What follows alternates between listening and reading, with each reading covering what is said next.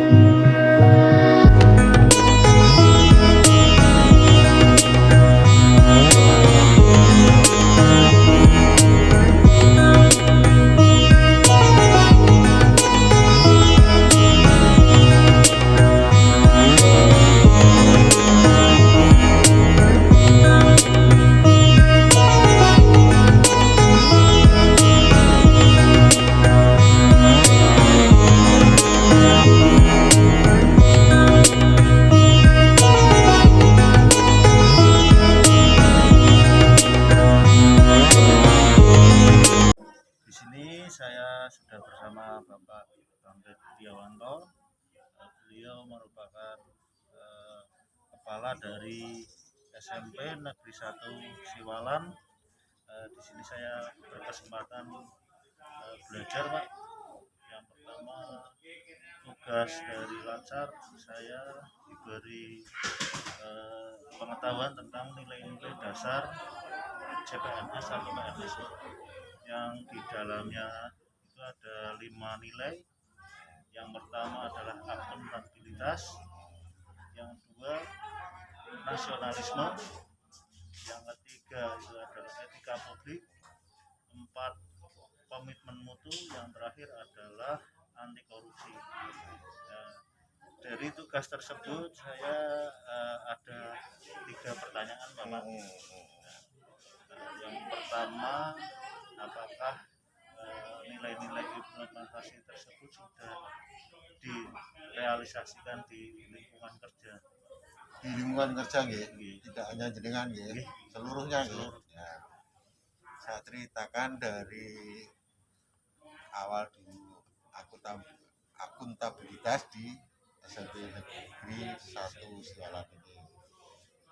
Akuntabilitas itu artinya seluruh jenis keuangan yang diterima dan dipergunakan itu harus dapat dipertanggungjawabkan. Mengapa saya mengatakan 100% dilaksanakan dengan akuntabel? Di SMP Negeri 1 Siwalan ini menggunakan sistem semuanya berbasis aplikasi. Ya, nganggurnya aplikasi sejak awal, yaitu rencana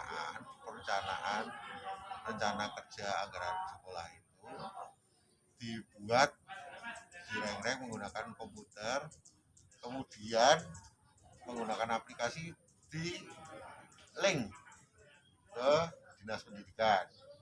Apabila itu disetujui, maka link anggaran tersebut disahkan. Yang mengesahkan anggaran itu setelah diperiksa dari Dewan Guru, pengembang sekolah, termasuk juga di dalamnya kan ada guru, ada komite, ada masyarakat, ya. Itu setelah itu terus kemudian digiling ke dinas pendidikan. Dinas pendidikan nanti kalau disetujui maka disahkan. Setelah disahkan anggaran diturunkan. Bagaimana cara menggunakannya sesuai dengan perencanaan yang telah direncanakan itu. Apabila tidak sesuai tidak bisa di-SPJ-kan. Maka yang direncanakan itulah yang dilaksanakan. Nah, itu bentuk akuntabilitas di SMP. Nasionalisme jelas. Negeri guru, terutama guru ya. Guru itu yang diutamakan itu satu. Nek cara bahasa Jawanya itu jejeking projo. Projo itu negara. Negara itu harus ada dulu. Negara itu harus kuat dulu. Bentengnya nasionalisme itu sekolahan guru. Jadi jangan sampai ada sekolahan terpapar oleh radikalisme. Bhinneka Tunggal Ika. Ya, Bhinneka Tunggal Ika itu ya kita ada Kristennya boleh, ada Buddha boleh, ada Hindu boleh, yang sekolah di sini karena di sini negara kecil, ya, implementasi atau melaksanakan tugasnya negara, termasuk itu tadi kebinekaan itu tidak hanya dalam beragama saja, kebinekaan dalam ras, ya, dalam suku, dalam kebiasaan, kebudayaan, itu yang bisa menjadi benteng, bisa jadi bentengnya negara atau nasionalismenya itu ya sekolahnya. Karena kita yang mendidik bagaimana kita harus bernegara. Ya tidak, kita itu ngomongnya cara Jawanya itu sedumuk batok nyari bumi. Kalau negeri kita satu jari pun bumi ini direbut oleh orang lain, itu kita taruhi dengan nyawa, darah. Itu prinsip dumuk batuk nyari bumi itu harus dipakai di bumi Indonesia. Itu sejak zaman Majapahit, sehingga zaman Majapahit itu Indonesia itu sangat kuat. Nah, ini nanti akan berkembang lagi, akan muncul lagi bahwa Indonesia itu akan sedumuk batuk nyari bumi lagi, akan kuncor lagi seperti negeri Nusantara Indonesia ini nanti. Asalkan kita sebagai pendidik itu nilai kebangsaannya, nasionalismenya itu kuat. Tiga itu etika publik sudah jelas, kita orang Jawa ini lebih unggul lah, ya. Kita orang Jawa ini lebih unggul, lebih santun, ya. Kita orang Jawa itu pasti. Terus yang keempat, komitmen mutu. Sekolah ini punya semboyan. Sekolah ini selain visi misi ya, semboyan pribadinya adalah kita akan menciptakan pemimpin Indonesia dari sini. Ya kan, saya selalu mengatakan kita akan mencetak pemimpin Indonesia dari sini, dari sekolahan ini. Kita ajarkan nasionalisme yang benar, bela bangsa yang benar, memakmurkan rakyat yang benar. Nah, kamu pengen jadi pemimpin, kamu harus bisa mencukupi pangan, waras, bisa menjaga, ya. Terus wastro itu pakaian, kain. Terus wismo, omah. Terus sing keenem sing tak eling-eling sing keenem itu waskita. Ya, waskita itu tanggap dengan semua keadaan. Yang terakhir itu anti korupsi. Sing arep dikorupsi apa mau sekolah? Ya. Nah, gitu. Anti korupsi. Sekolahan sing arep dikorupsi apa? Dinggo nyukupi kehidupan sekolahan aja masih kurang. Ya.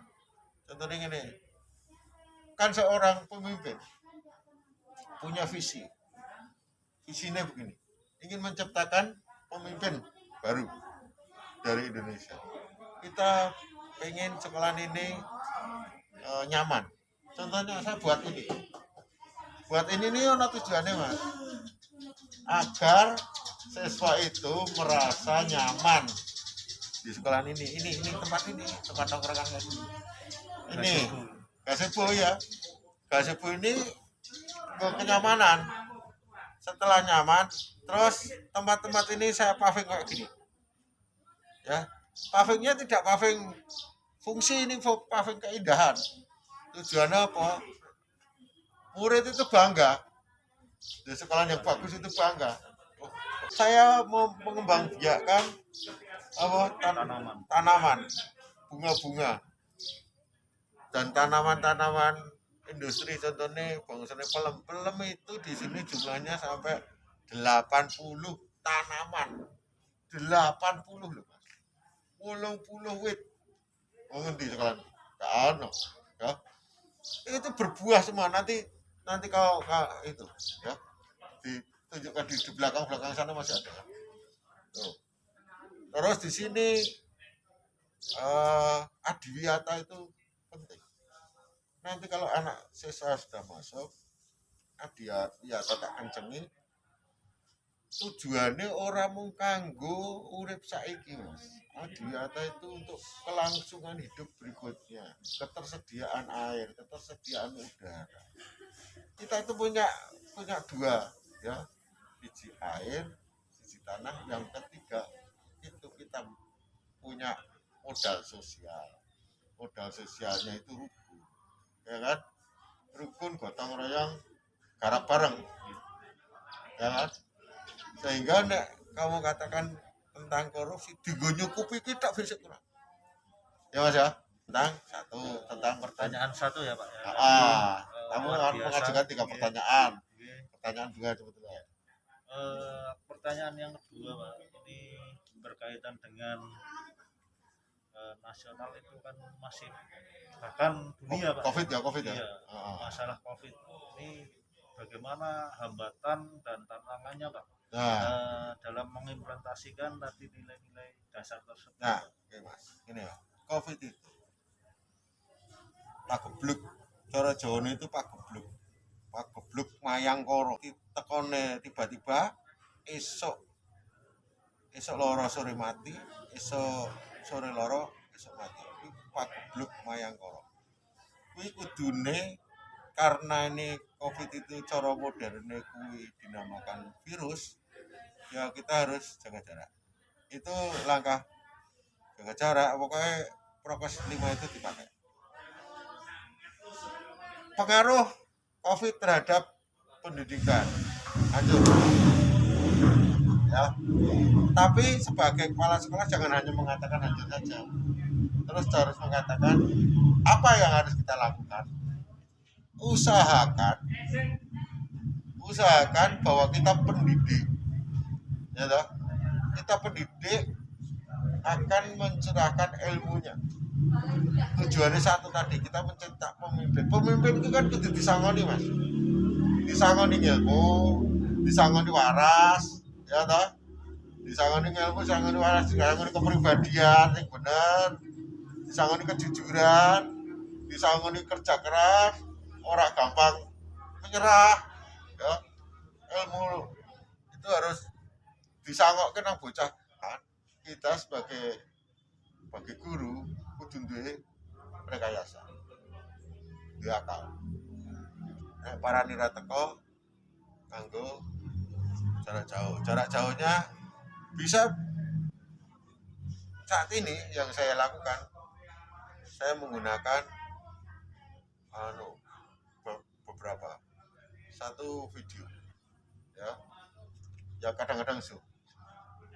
Kenapa Zoom kok tidak bisa 100% dipergunakan? Karena ini wilayah pedesaan, yang menjadi kendala adalah sinyal dan kuota. Yang ketiga kendalanya adalah kemampuan gurune, saking mendadaknya itu kurang. Guru mengajar biasa di depan di depan kelas, dia rajanya. Tapi setelah di depan kamera enggak bisa bunyi, Mas. Ngoten. Sing iso nglakoni sing nom. Kayak jenengan. Jenengan kudu meningkatkan kemampuan di bidang itu. Bagaimana cara mengajar yang menarik, ya kan? Smile-nya bagaimana, cara pandangannya bagaimana, ya. Nomor loro, ya. Yang terakhir Pak, ini mengenai saya sebagai CPNS dan teman-teman ya. Ini motivasi bukan bagi semua CPNS. Nah, agar bisa nanti dapat mengimplementasikan nilai-nilai tersebut. Motivasi ngeten.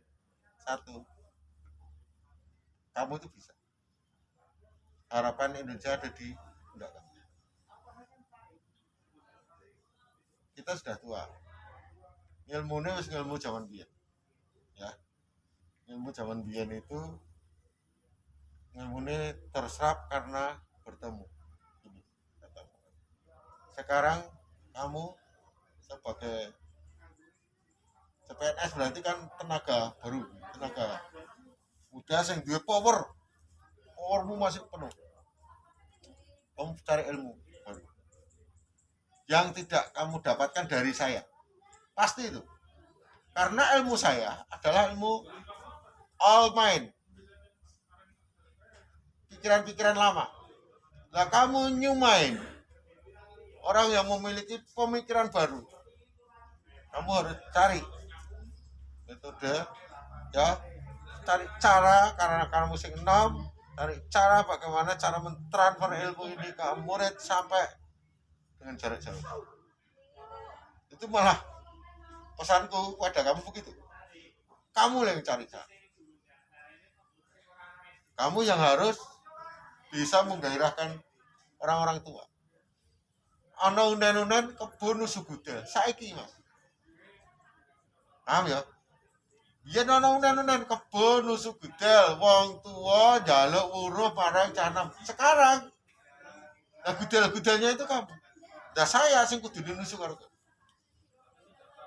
mentransfer ilmu dengan cara baru. Kamu lahiran saiki itu ilmunya ilmu sekarang.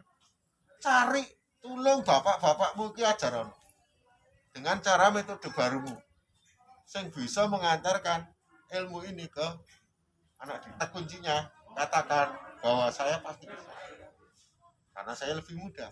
Itu untuk kamu, ya. Nah, saya lebih muda, saya ilmunya ilmu baru. Selamat, semoga kalian nanti mampu menerima estafet ini, ya. Ini estafet ini, Mas.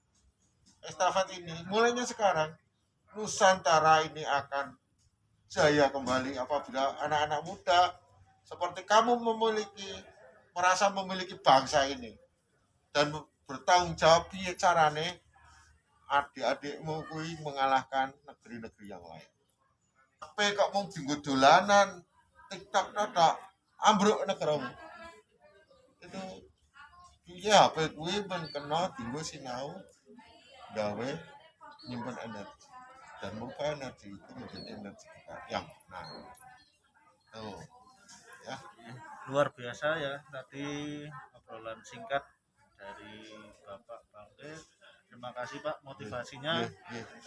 Semoga apa yang diharapkan dari pemerintah mengenai implementasi dasar nilai-nilai CPNS ini bisa terrealisasi menjadi ASN yang lebih profesional dan bertanggung jawab tentunya ya Pak. Ya, yakin kan bisa. Ya. Terima kasih Pak sekali lagi. Ya. Wassalamualaikum warahmatullahi wabarakatuh. Waalaikumsalam.